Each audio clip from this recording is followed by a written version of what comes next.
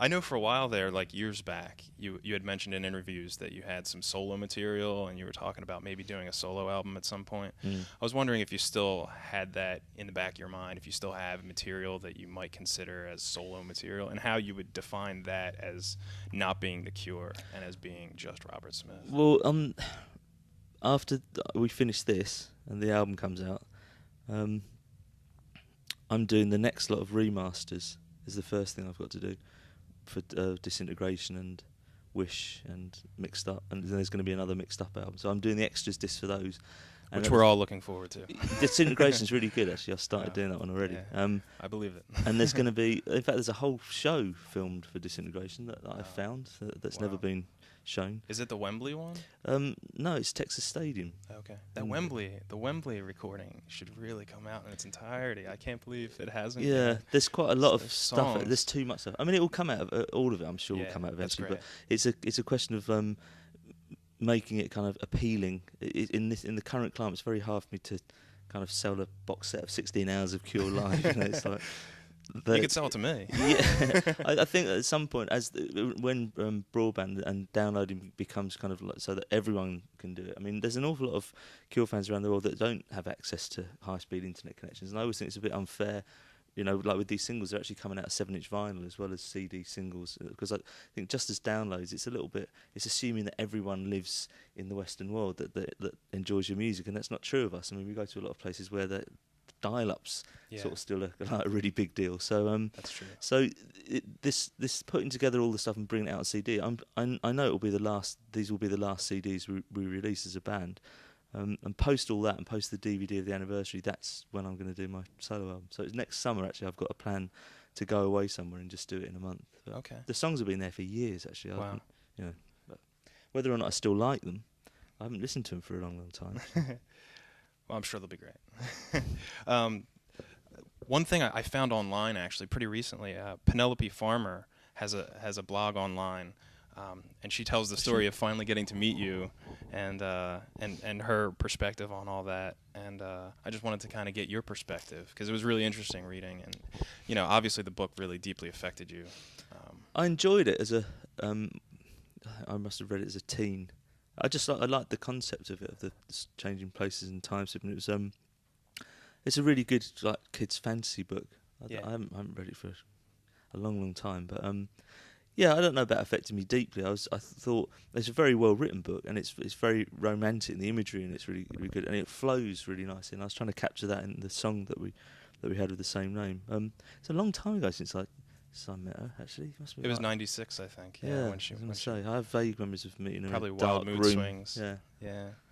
But she was just impressed with how you had like a lot of. All the pages just about had a lot of underlining and circles around some lines and stuff that I guess you really liked. So she made mention of that, and I thought it was pretty neat. Yeah, she gave me a signed. In fact, funny enough, I got a signed edition of Hanging Garden by Ian Rankin last week. Oh, really? Finally sent me one. Yeah. Well, that's great.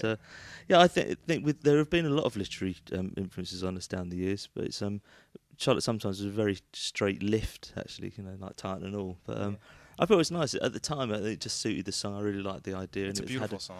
Yeah. It's a shame we don't do it. We were thinking of reintroducing it, actually. I bought myself a keytar. Really? Hang around your neck. Did you really? I keep looking at pictures of me playing it in the studio. I'm thinking, I'm not sure if I've got the nerve to do that in front of people. That would be interesting. Yeah, that would be maybe. Yeah. I think we have time for one more question. Okay. Okay. So I guess I wanted to ask about Burn from the Crow soundtrack.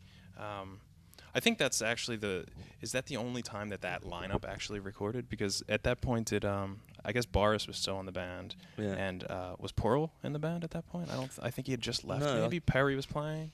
I think actually on that recording, it's just me and Boris. Oh, is it really just you two? I think we were down. Because I know you were in between lineups. It was very much in flux in fact during that whole period because I think for a brief period Simon left. Well, I didn't realise until afterwards. I just thought I hadn't seen him for a long time. I thought he'd gone away somewhere. But apparently he left the band, then he came back and said, I've changed my mind. I thought I didn't know he'd left anyway. But well, great then. Yeah, I mean, Boris was kind of hovering, like, Paul had gone and Boris was kind of thinking, should I go? And I knew his heart wasn't in it, but I think that's the last thing we did together, actually, the band thing. But we still see Boris It's a fantastic song, though. It's amazing that it came together so well in such a state of flux, I guess, you know? Yeah, it was. That's probably why it came together so quickly. I think the whole thing was turned around in like 2 days. It was a really kind of. I just had the idea, and we recorded just me and him. I can remember in the studio, and very much like I did the Top album. Actually, he just sort of jammed the drums, and I was just playing along. That was another one of my questions, but we don't have time for it. But I love the Top, and at one point I heard that you had said that that's probably the weakest Cure album, just because you did it yourself. I did. I was wondering if you wanted to. If you changed your mind on that I did change my mind actually. When it was remastered, I realised actually there was a depth to it which I had. It's one of those things when you don't listen to something for a long time, you kind of think, well, and your memories become set, and I was wrong actually about quite a few songs on that. I still think it's a very patchy record, but that's understandable. But I think there is actually a genuine kind of depth to some of the songs, which I'm surprised by, because I didn't know where I was when I was making it. Well, I think you captured a lot of different moods in that album, and you know, life has you experiencing a lot of different moods, and I think that I think you conveyed that really well. I just don't think I had the confidence at the time to believe that I could pull it off in the state I was in. I mean, I was in a terrible state, really. We were doing the Glove album, I was doing the Banshees album, I was doing the Top, and I was completely frazzled, really. And it's amazing that any Cure album at all came out. And you know. I mean, it sort of wasn't. It wasn't a Cure album, because I suppose I just kept going to the studio on my own, and maybe that's why I don't have fond memories of it, because usually making an album with a band, there's a whole load of stories goes with it, but making the Top, it was essentially I just would go in the studio on my own, so it was not the most enjoyable experience. So that at the time, I suppose I was kind of unaware of the fact that I wasn't making any new stories. But you know, the subsequent recordings, like The Head and the Dawn Kiss Me, were just like every day was like was just a funny day. So and it's like making this album. It's been a protracted process, but in fact, the actual days we've had in the studio, I think have been the best days I've ever had in the studio with a band. Great. So. Everything that I've heard, it sounds like you're just completely reinvigorated and just really alive, and it's just the stuff is sounding great.